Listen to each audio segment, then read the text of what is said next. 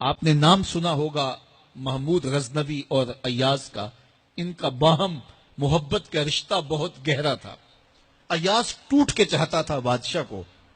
اب دیگر مصاحبین حسد کرتے تھے، بغض رکھتے تھے. وہ کہتے تھے کیا اس میں کرشمہ اور کمال ہے کہ بادشاہ اس کو اتنا ہی چاہتا ہے.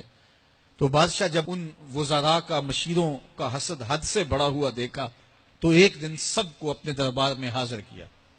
دربار میں ایک تالاب تھا تو اس میں مٹھی بھر کے موتیوں کی پھینک دی اور ایک ایک وزیر کو کہا کہ یہ موتی نکال کے لاؤ اور یہ خیال کرنا کہ تمہارا لباس بھی، تمہارا بدن بھی نہیں بھیگنا چاہیے.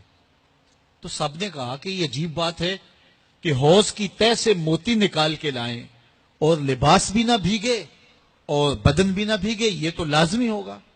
پھر دوسرے وزیر کو کہتا کہ یہ موتی نکال کے لاؤ، تمہارا لباس بھی نہیں بھیگنا چاہیے، تمہارا بدن بھی نہیں بھیگنا چاہیے. تو وہ آگے سے حجت کرتا یہ کیسے ہو سکتا ہے کہ بدن بھی اور لباس بھی نہ بھیگے اور موتی بھی نکال لاؤں.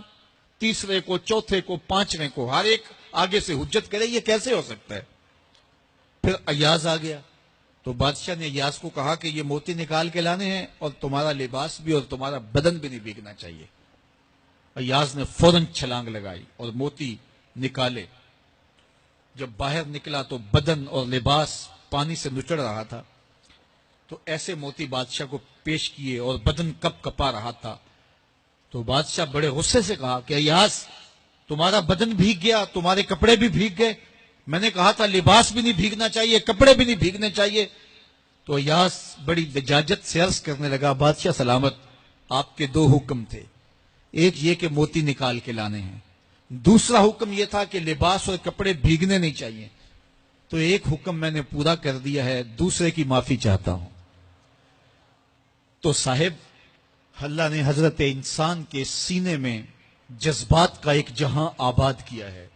شیطان کو بھی انسان کے پیچھے لگا دیا اس کی آزمائش کے لیے، اس کے امتحان کے لیے. نفس بھی اس کے اندر موجود ہے. اور دوسری جانب اس کو گناہوں سے منع بھی کیا اور نیکی کی تلقین بھی کی. اب کتنی مشکل زندگی ہے حضرت انسان کی. آئی جان شکنجے اندر جویں ویلنے دے وچ گنا. کتنی مشکل زندگی ہے. خواہشیں ہیں کہ آوارہ ہیں، آرزویں ہیں کہ بے قابو ہیں، اور دوسری جانب اللہ کا حکم ہے. اب کیا کرے؟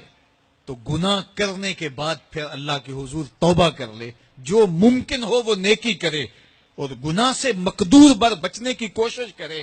لیکن بشری تقاضوں کے تحت اگر اس سے گناہ کبھی سرزد ہو جائے تو اس پر اکڑے نہ اور اس پہ مصر نہ رہے، اس پہ اصرار نہ کرے، بلکہ فوراً اللہ کے حضور توبہ کرے.